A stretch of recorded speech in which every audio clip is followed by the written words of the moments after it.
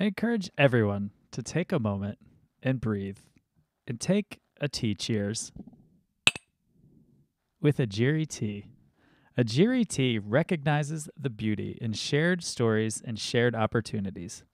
Ajiri sources award-winning tea from Kenya, employs women in the region to handcraft the labels, and sends 100% of the profits back to the region to support orphan education. Save 10% on your order of Kenyan teas and coffee with the code BeautifullyHuman at ajiritea.com. AJIRIT.com. Tea mugs up. Hello and welcome to the Beautifully Human podcast. I'm Nick Sheesby. In this podcast, I speak with beautiful humans from all around the world, sharing with you their incredible stories, revealing the power in every human story, to spread love and humanity to a world that is in desperate need of it, to show that we can all connect in beautiful ways, no matter where we come from or what we look like. What you will find out is that we are all beautifully human. Let's all be beautifully human. Thank you, everybody, for tuning in to the Beautifully Human podcast. I am Nick Sheesby, and today I am speaking with a good friend of mine, Marlene. And man, her story is just unbelievable. We find some really incredible commonalities from very different places around the world. Man, I hope you enjoy this one. This one was a lot of fun to have. It was two good friends having a good conversation. If you enjoy this podcast, follow us on Spotify and follow us on Instagram at The Beautifully Human Podcast. Rate, review, and subscribe to us on Apple Podcasts. And most of all, enjoy this beautiful conversation. All right. Well, do you want to get rolling? Oh, I suppose so. How you feeling? Nervous. Your I turn. don't like being on this side. I love it. Well, I prefer the other side. This side is daunting, scary, and I have no idea what's happening. Right.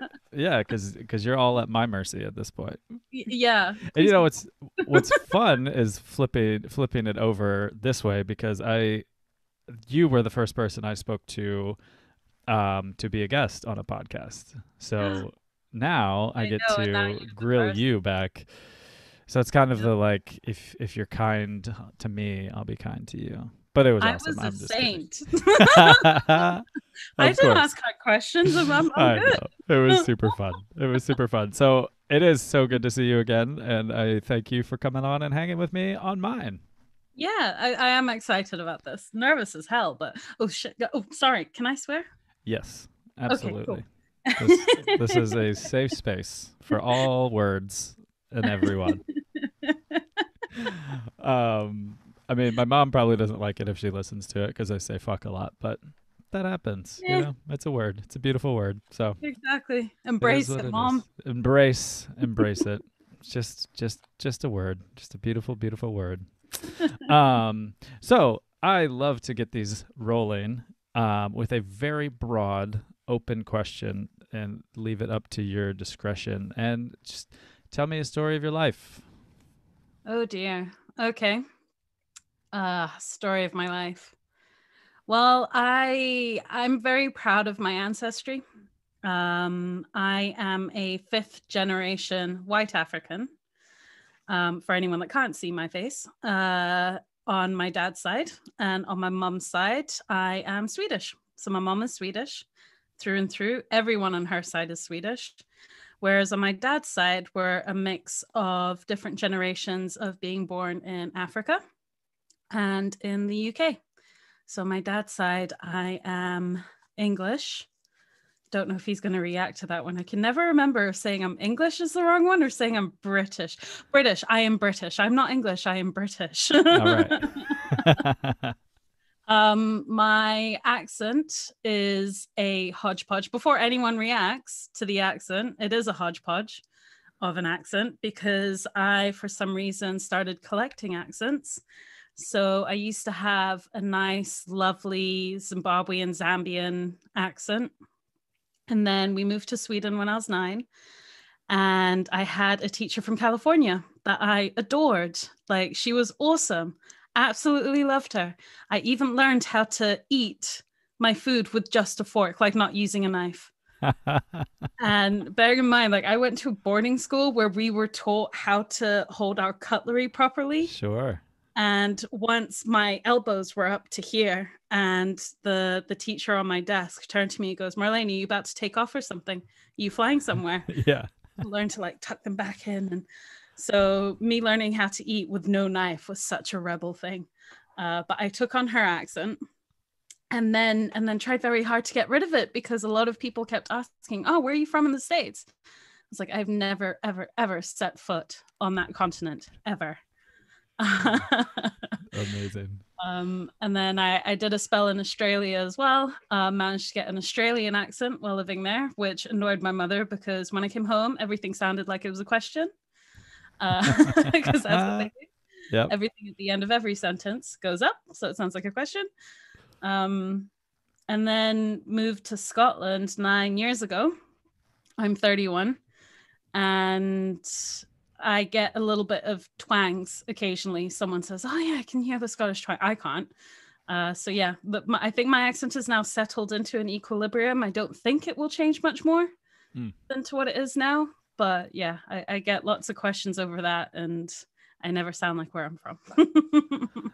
Yeah, it is true. As you were talking, I was like that, and then I was thinking back to when we spoke to on your podcast, and I was like, you know, when I first approached you about being on it, and I saw Edinburgh, I was like, I was expecting, yeah, definitely a more Scottish, but that makes sense. And like as you were saying this, like no one can see my face either, but you could, and that is just so cool that you've collected all these, and also all these places that you grew up. Like, talk to me a little more about, you know, all that. So I've had a very, very exciting childhood. Give me 1 second. Max, go to bed.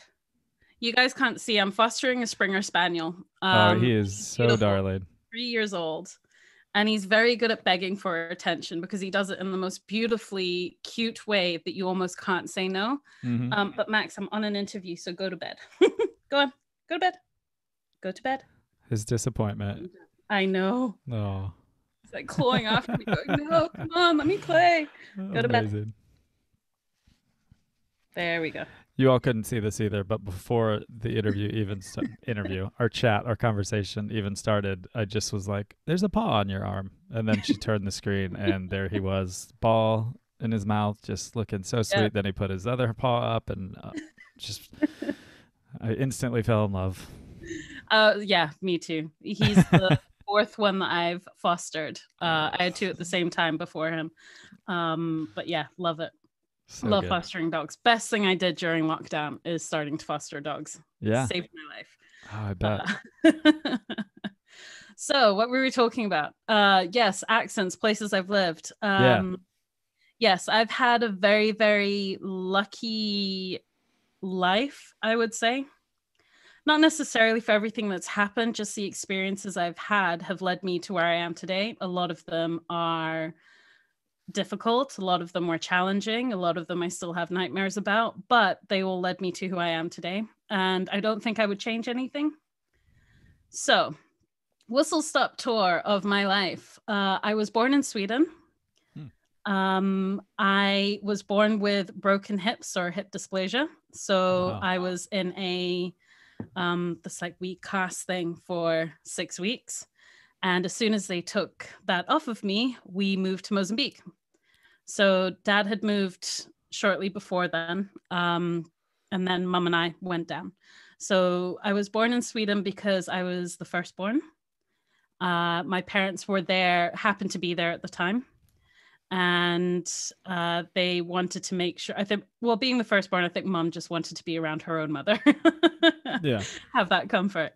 So I was 6 weeks, we moved to Mozambique, and that was the start of my life. So I say that I was visiting Sweden when I was born. Yeah. And then proper life started in Mozambique. While we were there, we lived in a place called... Nope, I cannot remember. It's gone completely out of my head.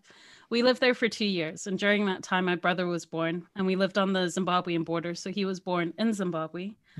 And so we lived in Mozambique for 2 years. My first words were Portuguese. Wow. Which I think is really cool, but it frustrates me endlessly that I don't remember Portuguese now. So I go through I was going to ask that. going to learn. Yeah, I go through waves. So now I'm currently on one of those waves where I'm like, I will learn Portuguese. Yeah. I will know my first language. It has to happen. So learning Portuguese again now, but it was my first language. And the first words I ever said, I think, epitomize who I am beautifully. I pushed something over, and I'm going to butcher how I say this now. And I said, caiu, which means it fell. So push something over, it fell. Yeah. Oh, that's amazing. After 2 years there, we ended up moving to Zambia. And Zambia is then what became home and where my memories were. So we lived on farms. My dad is Zimbabwean. My mother is Swedish. They met in Zambia. And dad was a farmer. I think at the time they met, he was a crocodile farmer, which is pretty cool. Yeah, that's badass. Cool story. My mom was a teacher, which is also a pretty cool story. Yeah. So she emigrated to Africa to work on the mission schools there. And yeah, so we grew up on farms in the middle of nowhere in Africa, climbing trees. And it was quite funny this morning. My brother currently lives in Kenya, and he was on safari this morning, just, as you do. Sure. And he had sent me a picture of the rhinos he had seen during the day. And I went, oh, that's so much fun. I really wish I could just go out on safari during the weekends just because. He goes, it gets boring. I was like, you need to get a rein on your life because I think that's awesome. Yeah. Come on, man. And my mom called me shortly after and she goes, oh, Marlene, all you need to do is look in the mirror. I went, mother, how rude. Yeah. Because what? You call yourself a wildling, so just look in the mirror and you'll see the wild every day. I was like, okay, fair enough. Yeah, okay. I like how she brought that around. Yeah, exactly. And then as I'm walking up the stairs, I went, oh, my feet are so cold. And she goes, have you been sitting outside? Okay, I live it's March in Scotland. It is cold outside. And she said, were you outside without shoes on, which is my natural state usually? I said, no, I had flip-flops. Yeah, shoes. Flip-flops, it was fine. And then I checked the temperature and it was 3 degrees outside. And she went, Marlene, that's crazy even for you. Yeah, that's chilly. Yeah, but so we grew up without shoes on by choice. And it's a trend I've continued since, even in Scotland in the middle of winter, because there's nothing quite like having your feet bare in the soil. Yep. So yeah, we grew up there till I was 9. We had to leave when I was 9, but during my time there, it was some of the best memories I've ever had. It was a very, very beautiful childhood. Our parents protected us from everything that was bad. So we had a very rose-tinted look on what life was. We had a very privileged upbringing on farms in the middle of nowhere. Went to boarding school, which I adored. My brother wasn't so keen on boarding school, but I loved boarding school. And even to this day, I still miss boarding school. It's one of my happy places. And yeah, so we didn't really know about all of the hardships of what it means to be an adult with kids living in a corrupt country. But they did an amazing job. My parents have been my rocks my whole life. And the way that they've dealt with adversity and challenges just has given me the backbone I have today. So when I was 9, we had to leave the country rather rapidly. So we went to Sweden and we ended up staying. And I did not like Sweden. Okay. It was not where I wanted to be. It was very, very different. The culture shock was immense. I imagine, yeah. Yeah, it was insane. And then my dad actually moved to Sri Lanka for 2 years for work. So we got to go to Sri Lanka and see that for a summer, which was really cool. And yeah, lived in Sweden. My parents did everything that they could. Again, they did really well. But I found it very difficult to live in Sweden. I didn't really fit into the culture. Only recently, my parents found out that as I was growing up, my brother's got very, very blonde hair and he's got blue eyes. Whereas mine is not quite so blonde, a little bit more red tinted, strawberry blonde, and I've got brown eyes. So throughout growing up, I always got asked where I was from. Sure. because I didn't look Swedish. Even though I was half Swedish and I was fluent in Swedish. So I really struggled in Sweden. It wasn't a place that I felt at home. So when I was at university, I did an English university course. It's the only one I applied to. Said if I don't get into this university course, then I'm leaving Sweden. Like my goal was always just to leave Sweden. So at 19, I applied for one university course. It was the only one in Lund that was in English, and it was an international development. So I was like, oh yeah, great. I can get back to Africa by doing development studies and working for the UN, and I'm going to save the world. And during that time, I got the chance to do an exchange semester. So I ended up moving to Australia for 6 months, which was epic. I loved Australia until I realized it was full of Australians. I got a great group of friends there that I'm still friends with today. And so I celebrated my 21st birthday there, which was pretty cool. Yeah. We had a pool on campus and had a beer kegger party. And yeah, I met some amazing people there. And after my semester was up, I traveled through Australia. I took 2 weeks to go from Perth. I flew to Adelaide, and then from Adelaide all the way to Brisbane, I took buses. So I stopped in Adelaide, Melbourne, Sydney, and then Brisbane. That's so cool. Only spending a few days in each place, but I absolutely loved it. And then from there, I flew over to New Zealand, and then I spent the next 2 months traveling through New Zealand. So I took 2 weeks to travel from North Island down to the South Island, got down to the very south where my godparents were, and they hadn't seen me since I was a baby. And I ended up staying with them for 5 or 6 weeks working on the farm. And just seeing the country and stuff. And it was really, really cool. I really enjoyed it. And during that time, so the first 2 weeks I was on the North Island. And so this is one of my more adventurous stories. I'm afraid of heights. Same. And I was in, where was I? I was in Rotorua. Again, I'll butcher these names, so I apologize to everyone. I was in Rotorua, and now Rotorua is where there's loads of volcanoes and sulfur emissions and things like that. So the whole town smells like rotten eggs. And I was having it.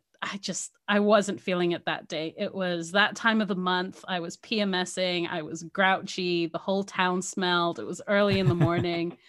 And I was just sick of traveling by myself, because by now I had done a month of traveling by myself. I was like, oh, I'm done. Why didn't I choose someone to go with? And I'll never forget this. I was standing outside of one of these like gift shop windows places, and the whole town is still closed down. It's that early in the morning. And on this sign, I read this thing, and it says, every day do something that scares you. And it made me chuckle. And then I got on the bus, and this lovely guy sat down next to me, and he goes, oh, so what are you going to do when you get to Taupo? Now, this is where brain and mouth choose to disengage and not have a conversation with me. And so I burst out, I might jump out of a plane. Awesome. I froze in that moment. I was like, please, no, don't say it. Don't say it. Please don't agree. And he goes, okay, I'll do it with you. I went, shit, no. Damn it. It was a really, really cloudy day. So I thought, okay, maybe they won't be flying because it's so cloudy. There's no chance they'll be flying.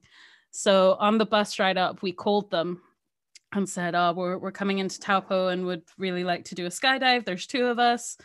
And he said, okay, well, right now we're not flying, but we might during the day. So I'll give you a call.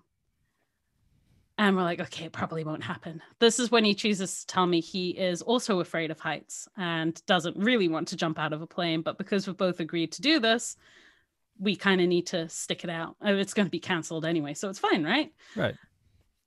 And 3 hours later, we got picked up by a pink limo. They had called. They had said, we are flying. Come on over. We got there. They do this video at the start to calm you down. It did not calm me down. And they're like, so which package do you want to choose? And I thought, right, if I'm going to die, I'm going to do it from 15,000 feet instead of 12,000 feet to have just a little bit more of a view. Yeah. And I'm going to film it because if I do survive, no one is going to believe me, which means I need a video. So chose the music that they had, and it was an amazing experience. Very, very invigorating. Before we went up, they film and they say, yeah, like, do you have a message? And my words were, I'm so sorry, Mom. They were still asleep. They had no idea I was doing this. They were in Sweden still asleep. And then we did the jump, but you can see me as I'm hanging outside of the plane, just attached to the sky, and you see me just go white as a sheet, and you just see my mouth going fuck, fuck, fuck, fuck, fuck, fuck, fuck. And then and I screamed, but then it was great. And then as soon as he pulled the chute, it was such an experience. I wanted to go up straight away. I was just like, I want to go again. Yeah. And like the first words out of my mouth after that was, "Oh, I beat you, Dad," because Dad never jumped out of a plane. He's like, "Yeah, there's no reason that you jump out of a fully functioning plane. Just don't." And those were the first words out of my mouth. I was like, "Beat you, Dad." That's amazing. So I feel like that's the most adventurous, silly thing I've ever done, but there's probably a whole lot more. So yeah, that was New Zealand. Spent time working for my godparents, which I loved. Being on a farm, growing up on a farm, it was like coming home. Came back to Sweden to finish my last year of my undergrad. My parents noticed that I wasn't too happy to be back.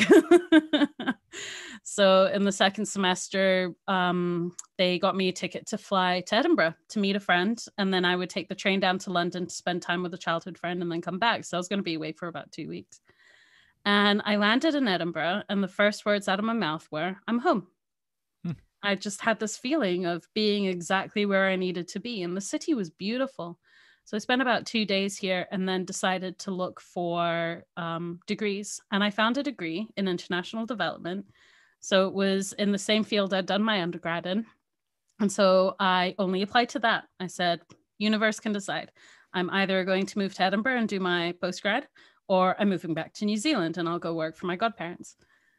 And I got into my postgrad. So that's almost 9.5 years ago now. Moved to Edinburgh. Long story short, came here, fell in love with the country, got a boyfriend, got my motorbike license, bought a motorbike.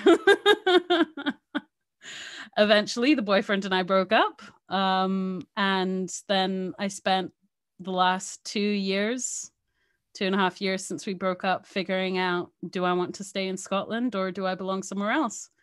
I went through this massive identity crisis of, if I'm an expat, then where do I belong? And if I'm a wanderer or a wildling, where do I belong? And then finally realized we've got a house in Scotland. So we bought a house or a flat. I've got a stable home. And for the first time in my life, I felt like I had a home since leaving Africa. So we spent a third of my life in Africa, a third of my life in Sweden, and now a third of my life in Scotland. And it was so funny. I was talking to my mum a few months ago. I was like, I finally realized that this is home and it's not going to be taken away. Like I've chosen to be here and I'm happy here. So whenever people ask me, why did you choose Scotland? I was like, well, it's mysterious and there's the Highlands and the weather is dark and dreary and I love it. Yeah. But every once in a while I'm like, oh, I kind of want to move to Fiji now. Could I spend some time in Fiji? Yeah, that'd be amazing. Yeah, wouldn't it? Sounds fantastic. I know, as soon as I get to a warm country, I'm like, oh, I kind of miss my rain and, the spooky weather and sure, wondering if there's fairies around the glen or something. That's amazing. Man, yeah, that's my whistle stop tour. So I talked for ages there. I apologize. No apologies necessary. That is brilliant. I was like, just sitting there like, man, it's appropriate that it froze at that moment too, where I had my hand on my chin. You guys should have seen that. It was the whole puppy dog eyes. And yeah, pretty max shame there, Nick. Oh God, that I am just like, I have a bazillion questions, but that is just like, how incredible. Like, you have seen so many different places and such different phases of life too, like, I guess my first question is like, what kind of farm was it when you were in Africa? Big farms. My dad worked with the Commonwealth Development Corporation, so big farms with lots and lots and lots of land. So it was mainly crops. So chickpea was chickpeas one of them? No, not chick. Well, it might have been chickpeas, wheat, things like that. So to this day, my favorite machine is a combine harvester. Every time the combines come out, it's like, oh, autumn has started. It makes me so happy. But it was big farms. We had our own farm as well, where we had some cattle, or mombies, as we call them. Mombies, all right. But yeah, so dad worked for big corporations doing large scale farming. Wow. Yeah, it's funny. I asked that. I grew up in a small town in Ohio. Mm-hmm. I didn't grow up on a farm, and I was kind of like, if like there was sort of a city or town part, I grew up in the town part, but most of my friends grew up on farms. So like if you go to my hometown, like I mean my last name's Sheesby, so it's from England as well, from like the Coventry area. So I remember the first time I went to Coventry, and it was like these rolling hills and just like fields, and I was like, oh well, that explains why my family came over to where they came to in Ohio. And then when you were talking about farming, it's just I have those special memories too of like driving. I mean, it was county roads is what we called them. It was the back roads getting to my friends' houses, and it was all farms and combines. And like I would, the only time I would sneeze is in August, and it was like because everything was up in the air because everyone was doing their harvest and stuff. So that's super cool that in such a different location and a different area of the world, we still have a like a good sentiment of like, oh man, combines, and it's so vastly different from Africa to Ohio. It's so different. But and man, then so can you still speak Swedish? Oh yeah, I'm fluent in Swedish. Okay. I wasn't for a very long time, or I could get by. But I'm laughing because anyone that knows me how much I despised Sweden. Like it was a very strong hatred of the country. And only recently have I started buying stuff going, oh, I missed Sweden a little bit. So I went to IKEA and I got some stuff. But the first time that happened, my friends asked me if I was sick. Amazing. So they always, still to this day, get shocked whenever I do anything that's remotely Swedish whatsoever. You will never hear me say that I'm only Swedish. You'll hear me say I'm Zimbabwean without any follow through, but I will never say that I'm only Swedish. I'll always say I'm Zimbabwean and Swedish, or Swedish and Zimbabwean, or I'll say Scandinavian, and I'll stop at that. But yeah, it was. I can appreciate Sweden now, and it is an amazing place. I wouldn't be where I am if we hadn't moved to Sweden and had the infrastructure there, being able to go to university, had good schooling. So Sweden is an amazing place. It is, but culturally, I didn't fit in there, and I'm such a people person that I couldn't find a way to fit in enough to make me happy. Yeah. So my goal was always to leave. Now that I've left, I can go back now and not have anxiety attacks as we're landing in Denmark to then drive over the bridge.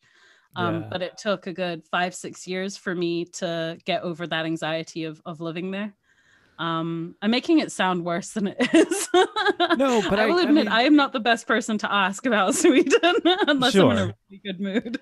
But I mean, from what I'm hearing about it is like, I know people that have like moved from county to county in this country or state to state when you're young, like, and that's tough because you become the new kid at school. And even if you are, I mean, in this country, I'm a white male with long, I didn't have long hair back then. I don't know why I said with long hair. I didn't have long hair as a child.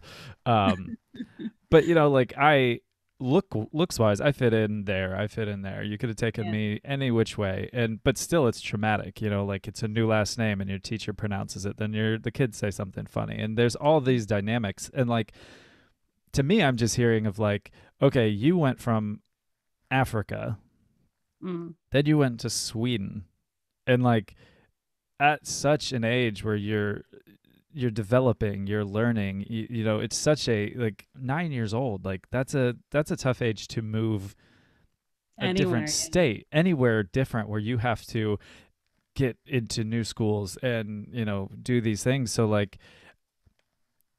it makes total sense of why you struggled there. Also, you know, when you just said like having the mindset of like, I want to get out of here, it Mm. always makes you not appreciate something. Like currently I want to get out of the States very badly. Most of the time I do. So there's parts about it that I don't appreciate in my Yeah. life currently and for a very long time, but there are Mm. good parts about it, you know? So like I'm not hearing you saying like fuck Sweden, it's the worst place ever. But like in that time, that's tough. You know, you're moving It a was, different yeah. continent. And I've not been to Africa. I know people from Africa and I know people from Sweden. I've been to Sweden. I love Sweden.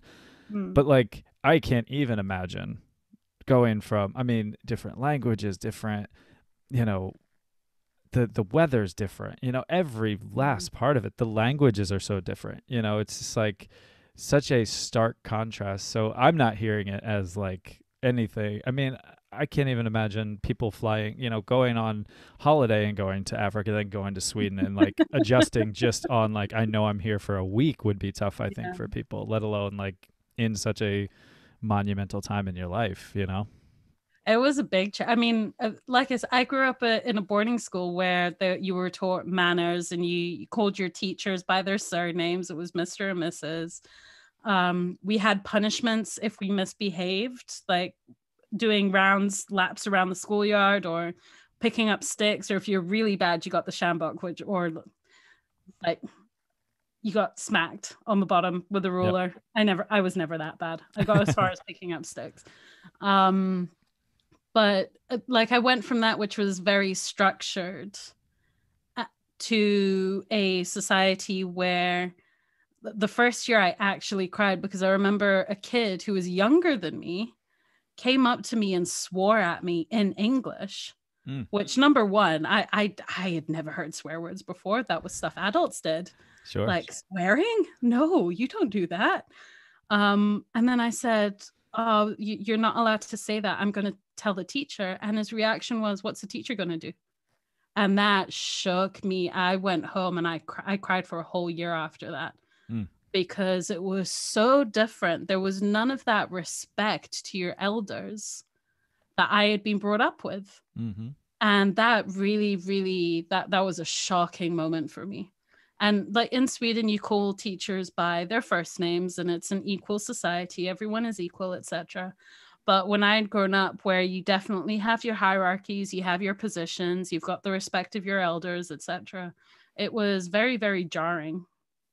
Very jarring. Yeah. Yeah, I can't even imagine. Like I said, I can't even imagine that, you know. And even like even that kind of a switch, like that's not something I wasn't even thinking about that till you said that. Of like, yeah, very proper, very this, and then all of a sudden it's like everything's equal, which neither of them are worse or better than each other, but it's just so different at that young Yeah. age, you know, to Yeah. learn that of like your whole life. I mean, yeah, you know, all the way up till 9, you're being proper and this and that, and then all of a sudden it's like, nope, get rid of that. That's very hard to not do that. Yeah, I remember my mom said that it always unnerved her because I would come back from boarding school. I'd be like, "Can I leave the table, mum?" and take off my slippers and pray by the bedside. By the end of the summer, I was a heathen again. Yeah. But whenever I came back from boarding school, I was like, "Thank you, mom. Can I leave now, please, mom? Thank you, mom." Oh, that's amazing. Oh man. And then also I'm thinking about your little, your not little, your crossroad moment where you were like, all right, I'm either staying in Edinburgh or Mhm. I'm going to a farm in New Zealand. And I'm like, I mean, put me at that crossroads right now, and I'm like, just roll a dice, and I'll take either. That sounds fantastic. So, um, I'm just, it's such a like, your life is a book I would read.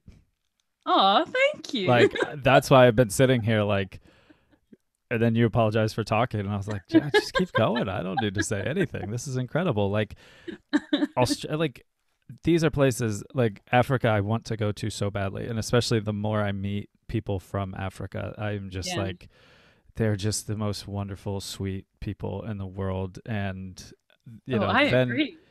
like, so I have this so high on my list of going Mm, and just like getting into the culture and like meeting the people and just like digging in.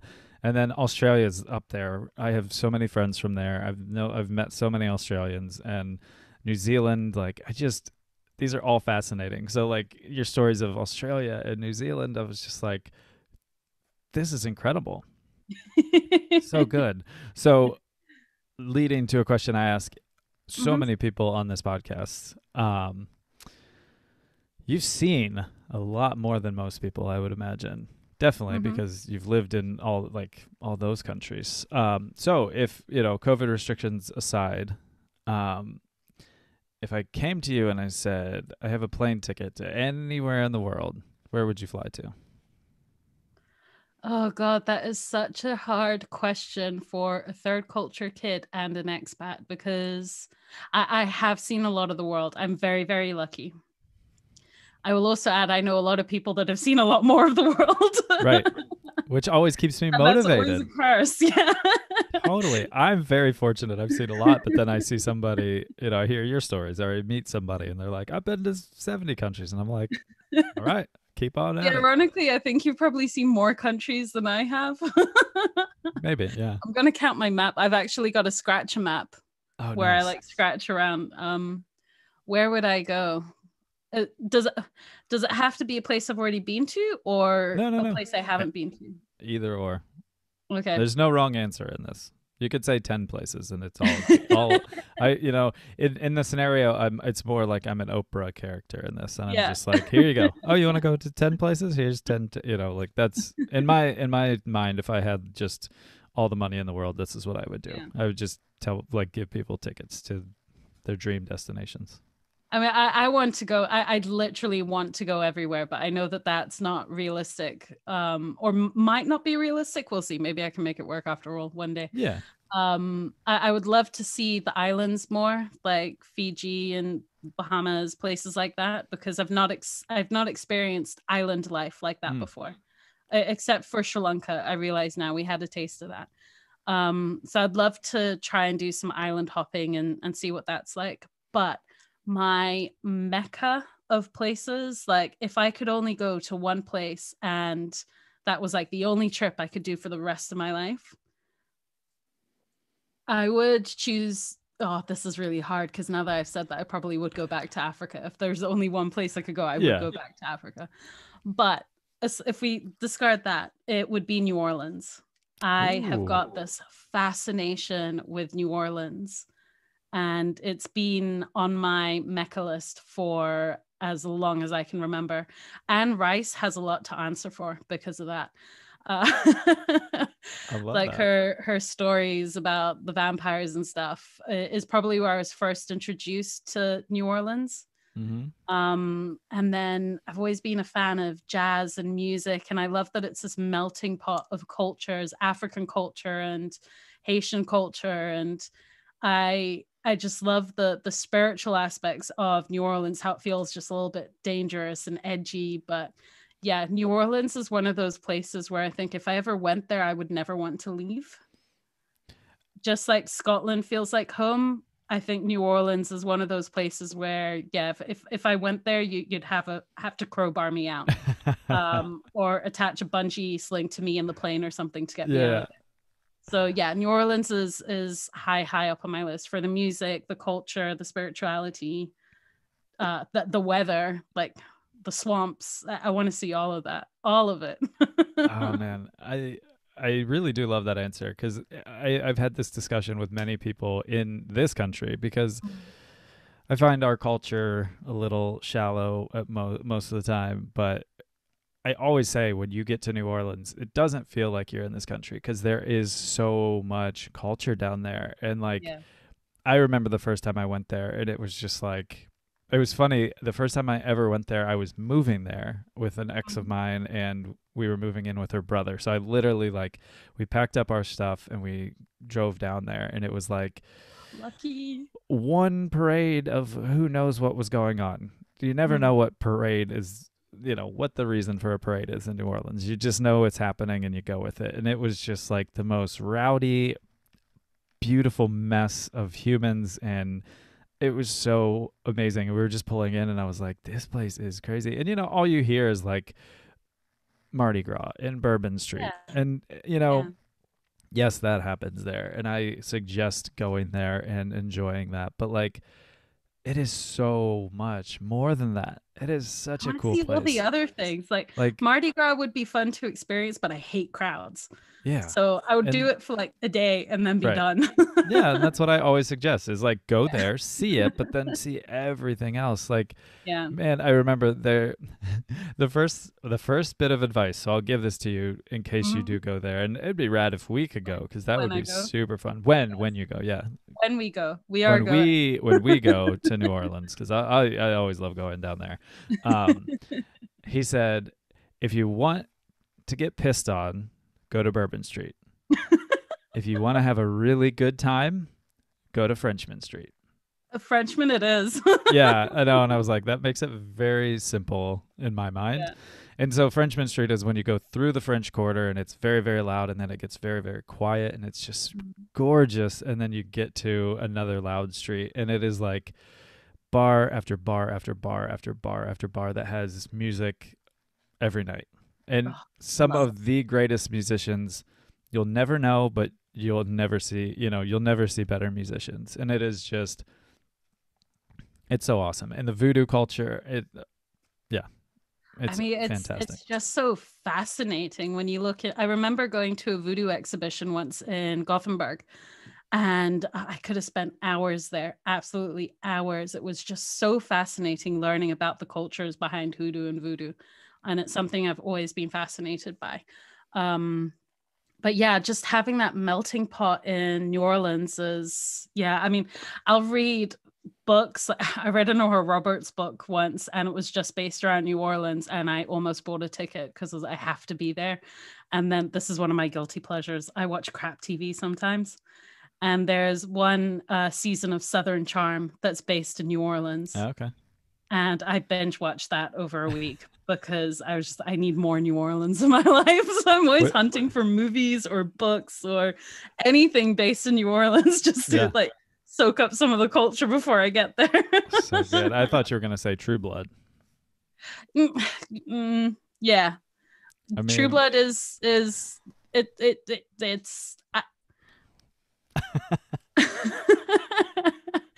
I don't know I tried reading the books. All I can say is some authors are for some people and sometimes they're not. right. And unfortunately, I couldn't make my way through the books. I have watched most of the TV shows, and they're interesting. In Yeah, fact, I've got a funny story for you there. fantastic. So, one of the main guys, the I can't remember his real name, but Alexander Skarsgård plays him, Yeah, the okay. main vampire, blonde, Yeah, blue eyes. I Yeah, can't think of it either right now, but yeah. yeah. And then I was sitting with my friend Jenny. She's going to laugh when she hears this. She knows exactly what I'm about to say. I was at her place and we were watching True Blood. And there's this one part where Alexander Skarsgård is in the water and he's had like Suki's blood. And so he can be out in the sunshine. Yeah. So he's in the water and he starts shouting something. And I turned to my friend. I was like, what on earth is he shouting? Like, what language even is that? And she looks at me with this shock in her eyes and she goes, Marlene, that's Swedish.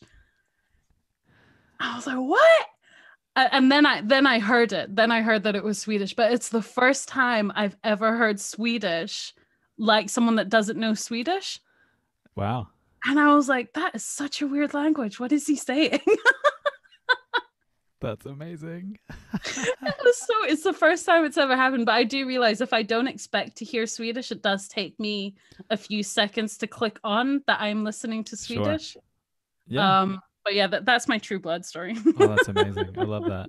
I remember the first time I heard Swedish, I was working with a band from Sweden and Mhm. they were speaking in Swedish, and I was like, Just what? yep, just gonna sit here. I don't know. I just, and I still, like I didn't really pick up anything. I Yeah. mean, it's so different, like I, languages fascinate me. I wish I would have paid attention as a kid. I wish I would have been told the reason why they should have fascinated me, that it opens Mhm. up the world to you, which I just, realized once I started traveling more. Yeah. So I think it's rad too that you have those languages. Did you pick up any African languages? We used to know bits and pieces of Bemba and stuff growing up, or the local words. So there's a few that I know that I remember here and there, but I don't think I ever knew one fluently. Like Yeah. we knew enough to speak to the people on the farm and stuff. Um, Bemba, I think, was the main one that we spoke. But yeah, I love languages. I've always been fascinated by them. I feel very, very lucky to have grown up with two fluently without needing to work for it. I'm doing Yeah. work quotation marks. But I've always been fascinated by languages. So I've studied French, Spanish, Chinese, and then in my free time have tried to learn like Fijian and Ukrainian and Portuguese, but it's Wow. the look in your face. It's amazing. I never learn them fluently. Like I said before, I go through stages. I Sure. love collecting hobbies, and languages is one of those things. So in fact, behind me, let me see, where is it there? Oh, let me see if I can get these. You're gonna laugh. I've got language books behind me.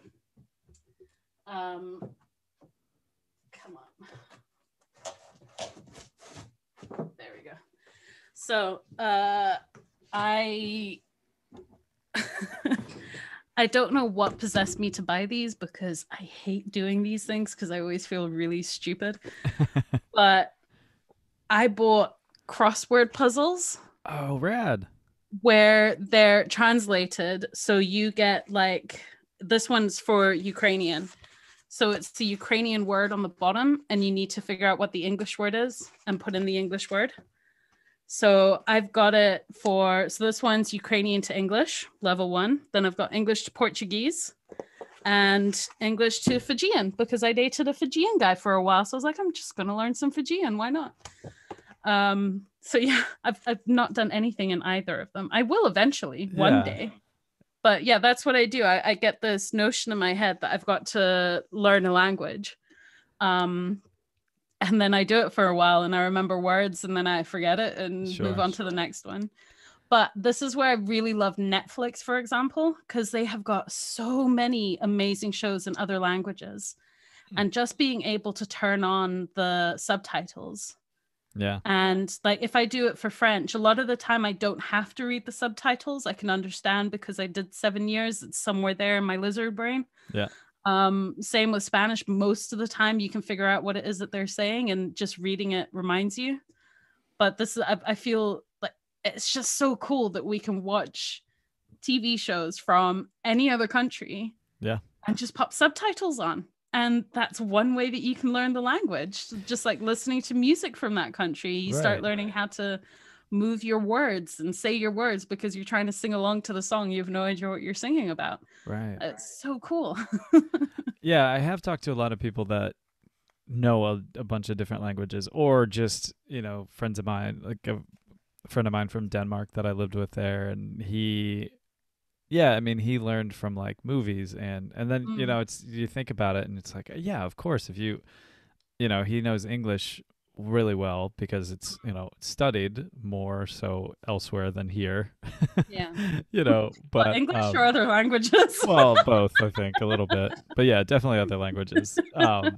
And yeah, it was just like such a good way. But you just blew my mind. I didn't even know that existed, the crossword puzzles. I love doing crossword puzzles. I know. Well, I had this in my house. Like, I'm going to get good at crossword puzzles one day. I won't. But the Fijian one was the first one that I bought. Because I thought, what's a good way? And I looked at, like, I've got a wee book up here as well with Polynesian languages. I thought, do you know what? They're not that hard. They don't sound like anything I know, but they're not that hard. So it should be relatively easy. But yeah, it's a really cool way of learning. I learn Yeah. best through reading and writing, so I thought, why not? Why not That's give it a so go? cool. It never like when you were showing me that, I don't know if you were looking at me, but I was like, Yeah. it's so fun when you've literally never had a thought of that in your life of a way of learning that. Mm, That's so neat. yeah, and it's by so it's Webster's. Yeah, that's I so just bought them cool. off of Amazon. Hmm. They're really, really cool. Yeah, Really cool. I You can might get have them to for do any that. language and different levels as well. That's so neat. Wow, mind is blown. That's so fantastic. So, I want to give you a chance to tell us a little bit about your podcast as well, while you're hanging with me. You know. Yes. So the podcast. So I run two of them. One of them is with the Institute of Directors called Leaders in Business. We're about to launch season 2, I think. I think it's season 2 of that one, which is really cool. I talk to business leaders about their lives and their mentalities and their mindsets and how they got to where they are. But then my passion project one, the one that really, and I love the IOD one, I really do. But the other one, I get to talk to a wide ranging of people, including yourself, is called the Wild Adventures podcast. So this one came up, the idea of doing podcasts actually came up 6 months before I started it. I had an Airbnb guest staying with me. This is, again, pre-COVID. Sure. And he was telling me about all these stories about birding because he loved birds. And he had been on several podcasts and BBC shows talking about birds and his career and stuff. I just sat there like, yeah, I was like, oh, hearts in my eyes, like hands in my, like head in my hands, and just absolutely loved it. And I sat there and I thought, God, I love hearing people's stories. And so again, brain disengaged from mouth. And I went, do you think my passion for story, like hearing stories, would come across in a podcast? And he just looks at me with this frown on his face and he goes, yeah, why not? Test it. So the next day I bought my microphone, got everything, left it in the box for 6 months. Did not touch it, did not Sure. think about it. Started planning, going, oh, I can do this and this and this. And I think I over planned in my head what I wanted to do. And so I didn't do it. And then I woke up one day. It was after a bank holiday. I had just been ghosted by someone I'd been dating for about 3 months. And I'd given him the weekend, as in I let my emotions cry and all of that over the weekend. And then I knew Monday morning that was over. I wasn't going to cry over him again. I woke up on the Monday morning and I went, fuck it, I'm going to do a podcast. So I called my brother. I said, Martin, you are one of the most interesting people I know. Can you tell me for the podcast about when you climbed up a Moroccan mountain and wrote me a goodbye letter and then proceeded to send that to me as my birthday present, which, by the way, is really cruel. And he said, yeah, okay, why not? That's incredible. So I know. And so that was the Oh, first man. episode. And it was fantastic because my brother has got this really dry sense of humor. And he's really sarcastic. So he won't crack a smile, but you just know that he's laughing and you end up laughing with him.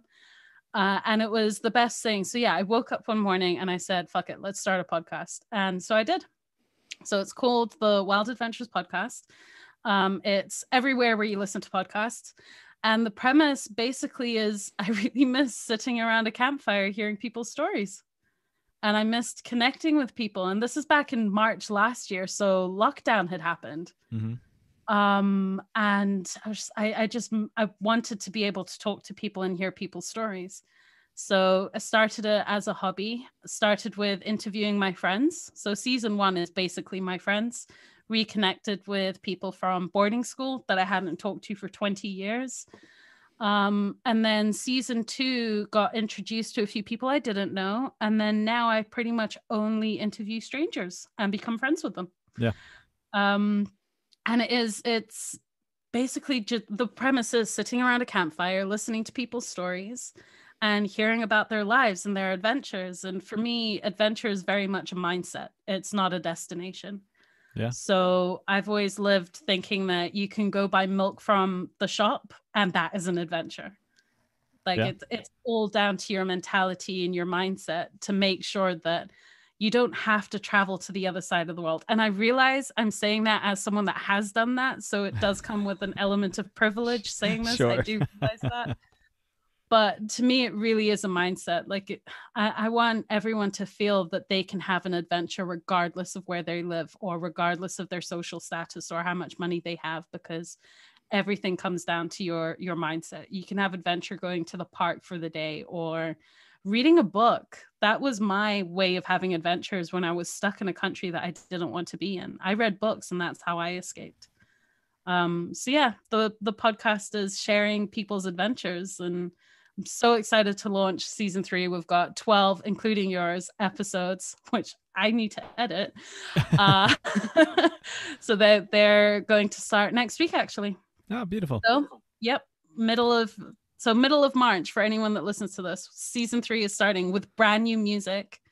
So the first episode is going to be with a musician I found in Edinburgh, and she did the music for the podcast. So I'm very, very, very excited about it, and it just highlights all of the campfire and learning and stuff. So yeah, That's very so good. excited.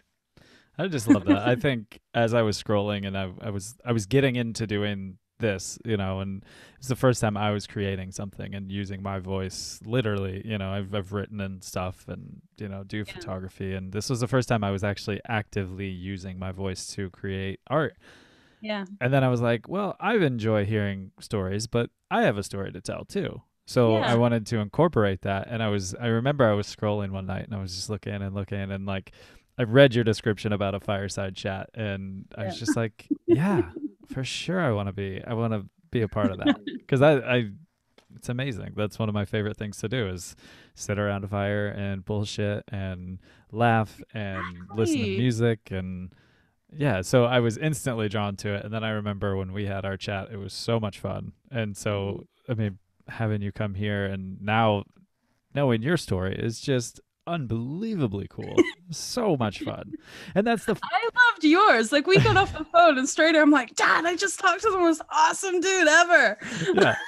Well, it is so fun. It's like when I've been on the side to tell my story, which with yours, it was the first time. And then like every time I get off the phone, like I already know like my day, I'm going to just be like jazzed walking around today because I've heard your story and I'm like, this is just so cool. Yeah. And I'm going to order one of these crossword puzzle books. And it's just like, it's so fun. And like, I think that's the beautiful part about both of our podcasts is that it's like, we want to show that I love how you said that. Like adventure can be anything. You know what I mean? Like, and we talked about my sobriety story a little bit and like, I had to learn like to love every part of life, and that was like finding adventure in small town Ohio and like getting myself out there to really find those little pieces of life. And like, exactly. I just think it's so cool to share that with strangers, like get on a Zoom with somebody and sit there and listen to their lives. And it is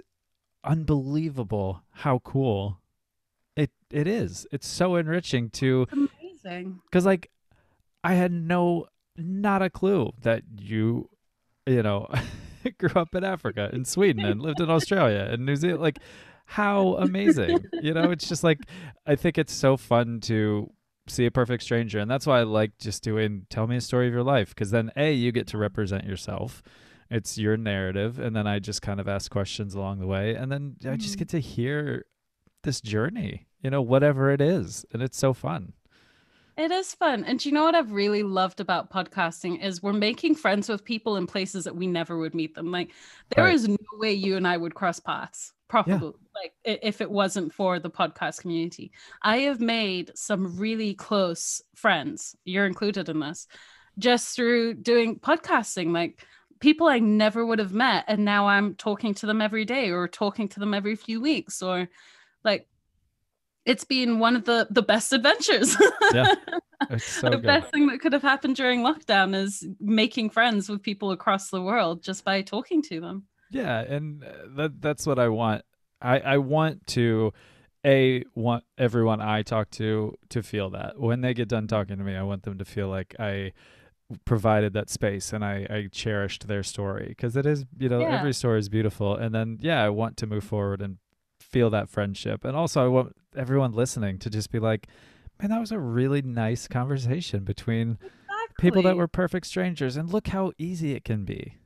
Oh, so easy to talk to strangers. Like as soon as you lower your barriers and stop judging people based on their looks, you will get the most inspirational stories from people. Yeah. Like it is my goal that I could ask the homeless person on the street that everyone avoids a story, and they will probably have the most inspirational story that would beat Elon Musk's out of the water, as an Right. example. Yeah. I'm not saying Elon Musk isn't interesting. Of course he is. He's Of South course. African. He's awesome. Um, but like we put these lenses on ourselves, and like for me, I really didn't want to talk to big celebrities. I mean, I'm not going to say no if Will Smith wants to be interviewed, Sure. but like Yeah, of course. everyone's their own hero. Everyone has their own life. Everyone has their own adventures. Yeah. We need to hear from the everyday people, Right. because they're people like us. If Right. someone else can do it, then so can we. Like Totally. And it's awesome. it's so awesome. Also awesome that you said big celebrity, then went to Will Smith. That makes me very happy. I love that you went right to Big Willie style. That makes me Oh, now Miami is playing in my head, which is always a good day such for a me. good Oh song. man, I just love him. Fresh Me Prince, all too. good. But yeah, like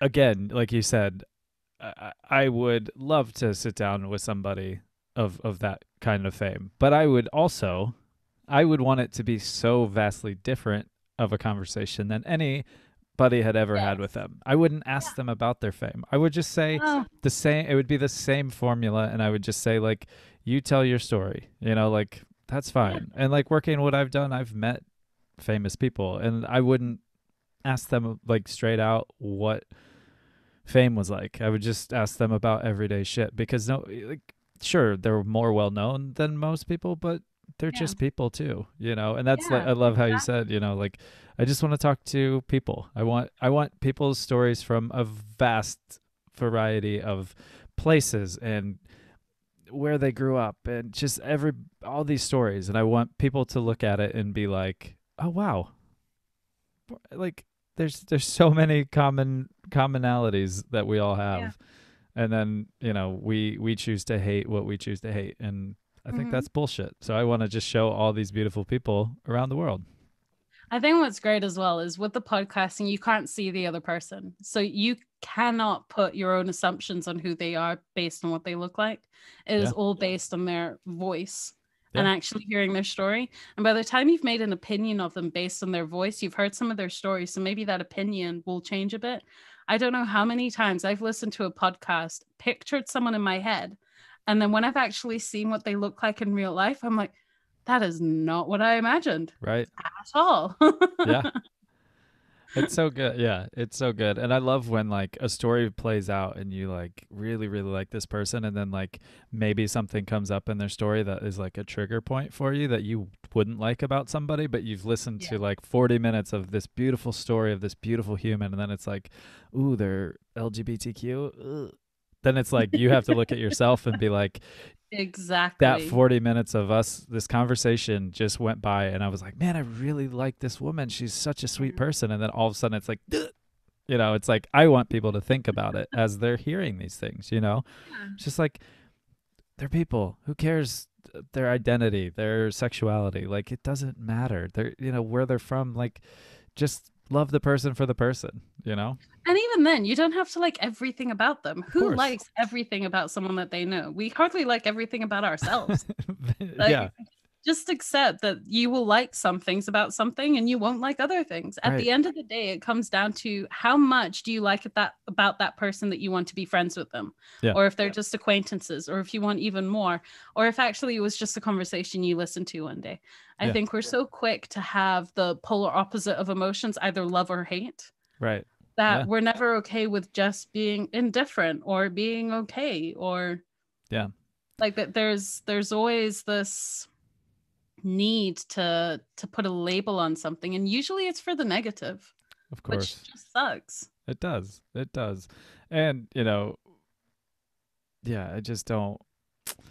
I don't know. I think it takes so much. I've always thought it takes so much more to put that negativity on somebody, Yeah. where you can, it's like just be yeah. Why label it? Like just love this person, or like you don't have to be. It doesn't affect you. Like these certain like these choices that they make or don't make or whatever. It's very it doesn't affect your life, so just Yeah. leave it alone. Enjoy them Yeah. for the stuff you do enjoy, or it's a really big place in this world and you don't have to know everybody, so leave them alone. Exactly. Let them live their life. Yeah. And have a really big look at your own values if you think that hating someone is a legitimate way to spend your time. Right. And I don't believe in wasting time, but I think Yeah. I know hate is a waste of time. It's a Oh, massive waste of completely. time. Like, Also, indifference is a much bigger fuck you to people rather than hating them. Because if you hate them, that there's a reason they say there's a fine line between love and hate. You spend equal amounts of time thinking about the person. yeah, Indifference, they hardly cross your mind. right. Yeah, Much better approach. yeah. Oh man. All right. So that leads into, I have two last questions for you. Mhm. And the first one is, what would you want the world to know about you? Oof, that is a hard one. That's a really hard one. Do you know what? It's along the same lines. I want people to know about everyone, but for me as well is looks can be deceiving. Like you really need to get to know a person to understand who they are. I think we're so judged by the way we look. And this is especially apparent, and I'm going to get on my high horse here for a minute, with like online dating, where you are literally judged by your looks before you get to know someone for who they are. Um, and I think that's such a shame because you miss out on who the person is and get Yeah. to know the person for who they are. Like the amount of times where people are shocked at the fact that I'm a biker because Hmm. I smile and laugh a lot, or the fact that I've got loads of tattoos, but none of them are shown. Like it's, I love taking people by surprise, by surprising them with a fact that they wouldn't have anticipated. And I think we need to have that attitude more of go in and think, what is it about this person that might be different to what I'm seeing? Because I think we all put up this facade to fit into what society tells us. And so we end up forgetting or hiding a lot of who we actually are.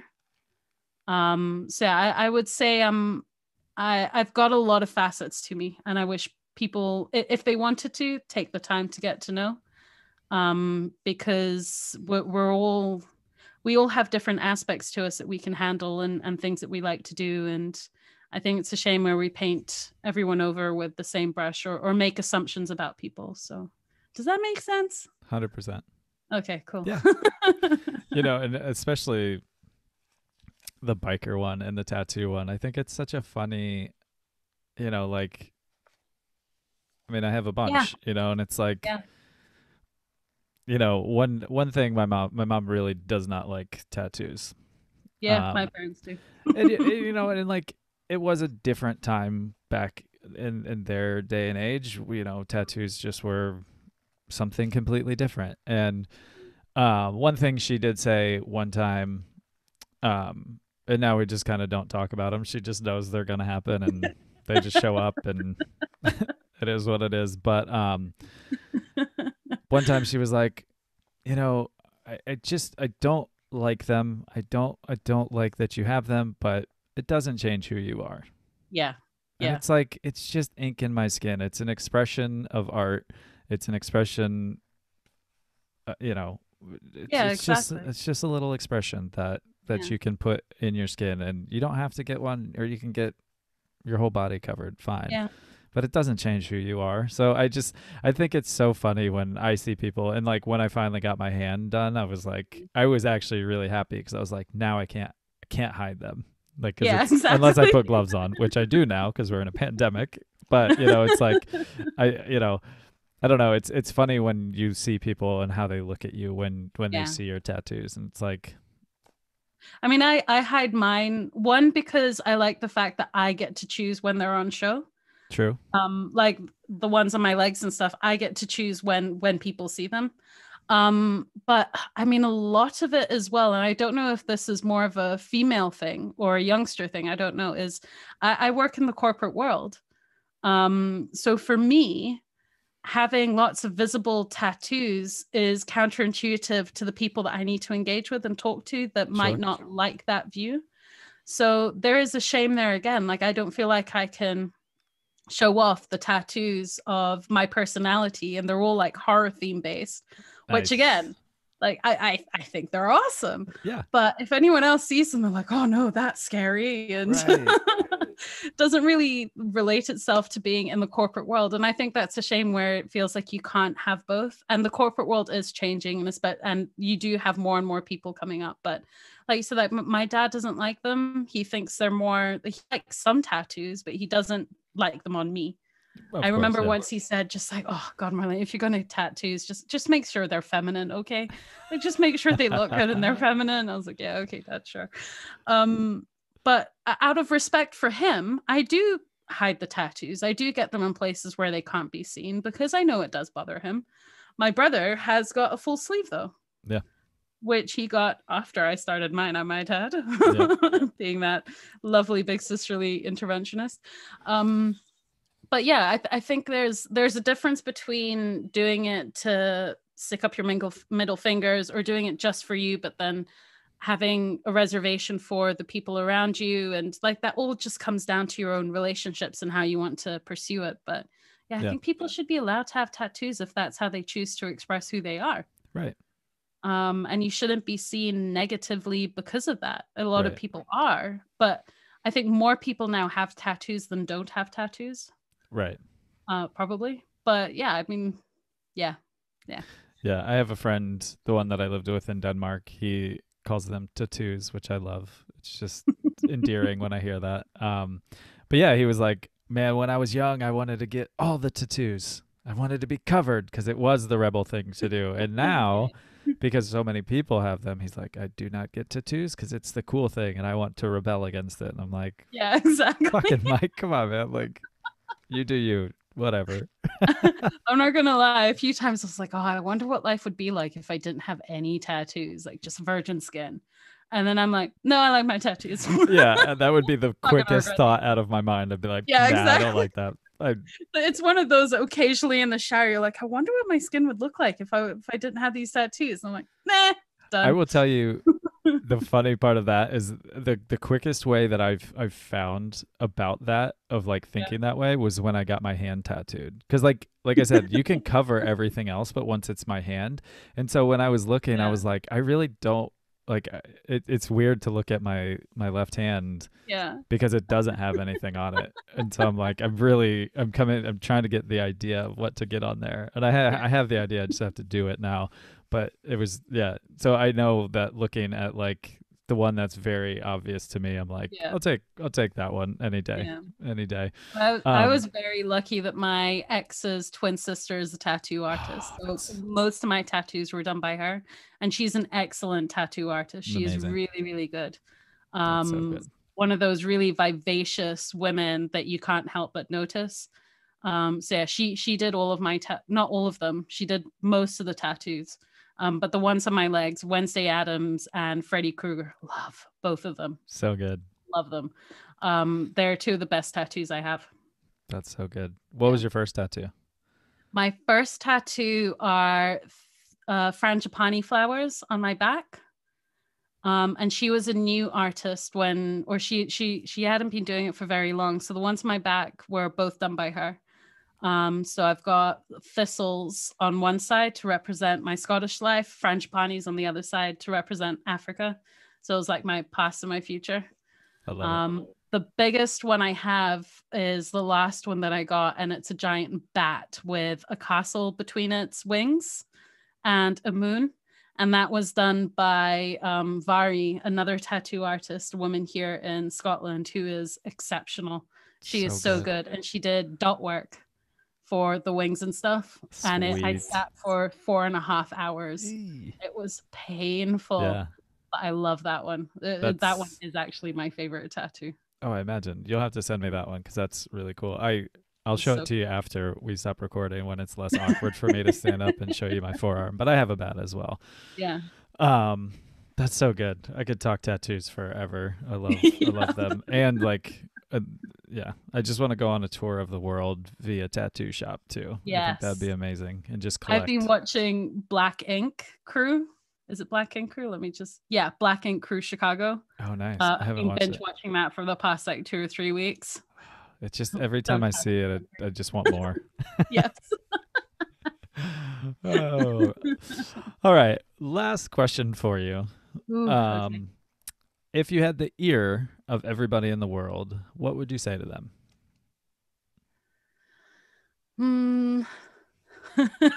Go to therapy. I'm not even kidding. Like that's one of the best things I did last year is I went to therapy. Everyone needs to have, and if it's not actual therapy, someone you can talk to that will just listen. It was one of the best things that saved me last year during lockdown is talking to a therapist. And just everyone's got trauma. Everyone has got stuff. You might think that you've had the most vanilla life, but you will have some kind of trauma, something that has hit you that you don't even realize, something that's stopping you from being happy every day or having good relationships or having sustainable friendships. Yeah. So yeah, my advice is get a really good therapist and do monthly check-in. Like get to the point where you maybe only need to go see them once a year. Like I made a promise to myself when I graduated, hyphens again, from therapy that I would go back once a year or every 6 months just for a check-in and say, this is what's happened. This is what I'm dealing with. Like even today, I will struggle with things that I dealt with during therapy. But now that I understand the way my mind works, I come out of situations and I don't spiral. But do you know, we all have stuff that's happened in our lives that stick with us, things that we don't realize. And yeah, I would say go to therapy. It's not the most sexy thing to say, but for me, that has been how I can live a happy life is I understand my own emotions now. I understand the way that my brain works, so I can stop things from happening to go down negative routes or spirals.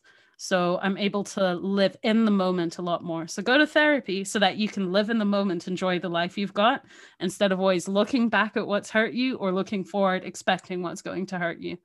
Yeah. I think that's brilliant. That's brilliant. I know when I started into my sobriety journey, I didn't do AA. I didn't do the typical, and I can't really say typical because everyone's journey in that is far different. But I found a one-on-one therapist counselor, and it was amazing. I found the one woman in my small hometown in Ohio who was like purple hair, green hair, hippie, wonderful woman who had been to all these badass shows in the 60s and 70s, and just like I found the person. Yeah. And it was mine was so I did good. mine through BetterHelp. And awesome. I found this therapist in Florida, and she came from a corporate career, but so she understood where I was coming from a corporate perspective into like therapy, and I'm fascinated by the mind and stuff. So she really knew how to talk to me because we connected on a level other than just going to therapy. Sure. That's so good. You need to find someone that you connect. I'm so glad you found someone she's to go to physically and see them. That's just epic. Yeah, it was. It saved me. She just, it was wonderful. It was so good, and I love that you said that. I think it's so important of self-empowerment, self-love, and just being able to unload. Because everyone, and I love that you said vanilla. I say that a lot too. But we all have shit. Yeah. Everyone has shit. You can feel like you have lived the most boring life. Well, guess what? You've got some animosity towards that. So there's got to be some kind of trauma there. Right. And I think what I love about therapy is it's not brainwashing you. They literally just ask you questions and you come up with the answers yourself. Yeah. If you've got a good therapist, I might add. Sure, if you're not comfortable, shop around until you find someone that you really click with. Right. You have to trust them and feel that you can actually talk to them about your deepest, darkest secrets and not get judged. Like, yeah, but that's one of the best things I've ever done for myself. The best therapy that I could have done is going to a therapist, because she highlighted things that I hadn't even thought about looking into. Yeah. And she gave me the tools to manage and continue therapy by myself. And I've been able to open up with friends that have also gone to therapists. I became a much better friend after therapy, for the simple reason of understanding I didn't need to fix anything. Just have to sit there and listen. Yeah. And I actually have this thing now with friends where I will ask, do you want me to fix it or do you want me to listen? That's brilliant. That's beautiful. And like, starting any conversation like that takes away any aggro. It stops any miscommunication, and it stops you from getting angry at your partner for being logical when you just want to hug. Right. Wow, So just so like good. clarify that. I want you to fix it, or would you just shut down? Like, sit down, shut up, let me listen. I mean, let me talk. Yeah. Like, yeah. I love it. That's so good. Well, I appreciate you so much for coming on here. It's so fun. I feel like we could sit and chat for hours and hours and hours. Hours. This Which has been great. Thank you. Yeah, I hope it wasn't. I know you said you were nervous at the beginning. I hope it wasn't as nerve-wracking as you thought. No, I forgot we were recording. Right. That's the beauty. It was great. I loved it. Fantastic. All right. Well, you have a beautiful rest of your day, and I will talk to you soon. Okay, then. Bye. Bye. Thank you for listening to the Beautifully Human podcast. To hear more beautiful stories from beautiful humans, follow us on Spotify and rate, review, and subscribe on Apple Podcasts. Follow us on Instagram at the Beautifully Human Podcast. Peace signs up.